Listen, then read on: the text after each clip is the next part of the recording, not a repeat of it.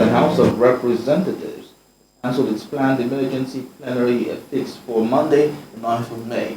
A statement by the Clerk of the House, Yahaya Danzaria, says the cancellation follows the near resolution of some of the major critical issues in the aviation industry and planned by domestic airlines to shut down owing to the rise in the price of aviation fuel. While it appreciates the positive concern, reaction and contributions of all members to the critical national issues, the statement, however, says the leadership of the House will be meeting with airline operators and government agencies on Monday. Meanwhile, airline operators of Nigeria say they are not backing down on their plan to shut flight operations from Monday over the high cost of aviation fuel. AON's position comes on the backdrop of the federal government's plea to the airlines to consider the multiplier effect of their decision on travelers. They say if nothing is done to fix the cost of aviation fuel, which they now put at 700 naira per litre, it will be difficult for them to operate. The airline operators on Friday said it would commence the suspension of operations from May the 9th. But aviation experts fear a halt in operations would have gross economic implications, a situation which they say could be averted if the operators were given the license to import aviation fuel. Lara Afolayan reports.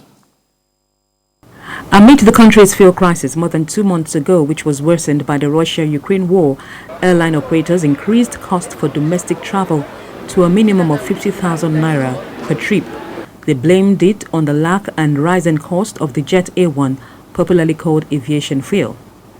They attributed the development on the need to meet demand of running cost and staying in business, and not with the aim of hurting or extorting passengers. Air travelers at that time complained and grumbled, hoping that the situation would go back to normal. I'm not happy about it. I'm not sure any Nigerian will be happy about it. Almost like 100% increase. Like now,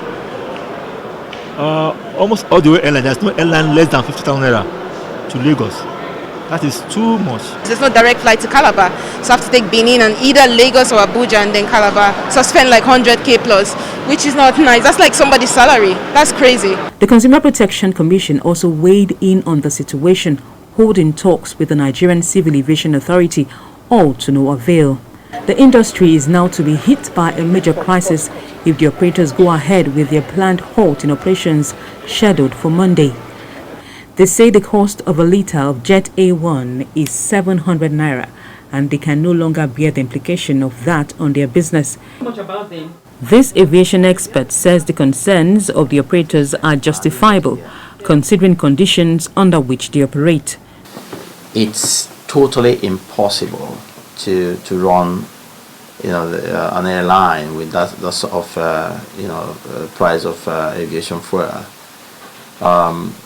If the airlines choose to pass on the cost to the flying public, tickets will be totally unaffordable. He believes the situation can still be salvaged before Monday if certain proactive steps are taken by government. A statement signed by the technical advisor to the aviation minister appealed to the airlines to shelve their planned halt in operations. Though the aviation authorities have said they are in talks with the airlines to prevent a looming halt in their operations, the issue has yet to be amicably resolved, and air passengers may just have to begin seeking alternative travel options from Monday. Lara Folayan, TVC News, Abuja. We'll move to security matters. The recent spike in insecurity in Plateau State has resulted in publications by some groups alleging that Operation Safe Haven is biased and running operations in favor of a particular ethnic group in the state. But the commander of the task force, who doubles as the general officer commanding the 3rd Armored Division of the Nigerian Army Rukuba Cantonment in Jos, has dismissed such claims. Major General IBRAHIM Ali assures that the special task force under his command will continue to uphold its mandate of protecting the lives and properties of citizens without fair or favor. Phenom Joshua reports on this development. We only need police and mopo and civil defense. We don't need soldiers.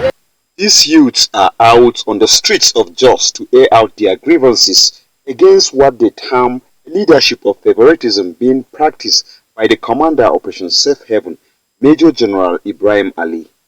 Their anger is understandable considering the spike in attacks in communities across Plateau states leading to the deaths and abduction of innocent citizens. One of the attacks led to the death of over 200 people in Kanam and Nwasi council areas. Residents are frustrated that the perpetrators of such violence have not been brought to book, especially since the general location of their hideouts is known to the authorities. Some groups and individuals have taken to the social media to publish news articles alleging that the STF commander is giving too much consideration to a people of a particular ethnicity in the fight against insecurity in the state. They have even gone ahead to call for his redeployment. It puts the commander of Operation Safe Haven on the spot, and is obviously not happy with such claims about his leadership. He says the army is trained to serve all citizens first and not to be biased or show special favors in any place they are deployed for a peace mission. Let me seize this fleeting opportunity to dispel the unfounded campaign of calumny trending in some social media platforms that I, the commander of Operation Safe Haven and General Officer commanding 3 Division of the Nigerian Army here in Jos, has been compromising and taking sides with a particular ethnic group in the conflict between farmers and herders in the plateau. Contrary to this falsehood, it is pertinent to note that as a member of the armed forces, I have sworn my allegiance to defend the country and protect the lives and properties of all citizens, devoid of any ethnic, religious, or pecuniary sentiments. Citizens within the Operation Safe Haven area of coverage are called upon to desist from false accusations against security operatives and do well to support the ongoing fight against all forms of violent activities in the state and its environs for the betterment of all. Bonham Joshua, TVC News, Jos. And from Jos, we move to Delta State, where the state governor, OKOWA, has called on residents of the state to place high premium on the protection of public infrastructure built to serve the people. The governor made the call at the quarterly media chat with journalists while he expressed displeasure at the rate of vandalism of public buildings, especially schools across the state.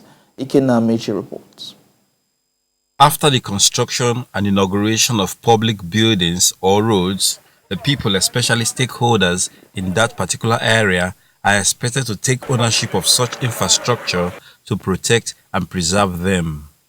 But it has been noticed recently in some parts of Delta State that some people are in the habit of vandalizing public infrastructure like this Alero Primary School in Warri South Council area.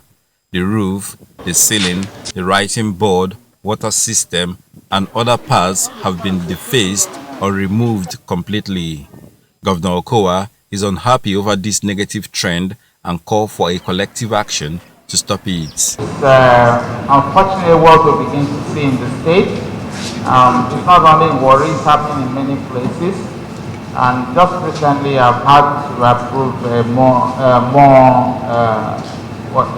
persons to watch over our primary and over our secondary schools. But it ought not to be so.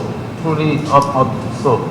So you begin to wonder, is it possible for the governor to begin to police every primary school? What are our communities doing? Because we have seen places where we've sent brand new chairs and desks for kids, and because we know, they just come and cut it, they will destroy it, sometimes use it to go and do firewood. I begin to wonder, why would somebody ordinarily do such a thing? I want to use this opportunity to appeal to Delta. The governor is also sad over the indiscriminate dumping of refuse inside drains in the state capital Asaba and its environ. It's unfair that the government spends a lot of money to build drains and then people go on to empty refuse into the drain. It's wicked. It's a wicked act and it's not right. Landlords in various roads should be able to organize themselves in such an association that they are able to talk to themselves and to stop this kind of thing. A lot of tax money is spent by government to construct public properties, so it is expected of every citizen to take care of these properties. Ikenna Amechi, TVC News, Asaba.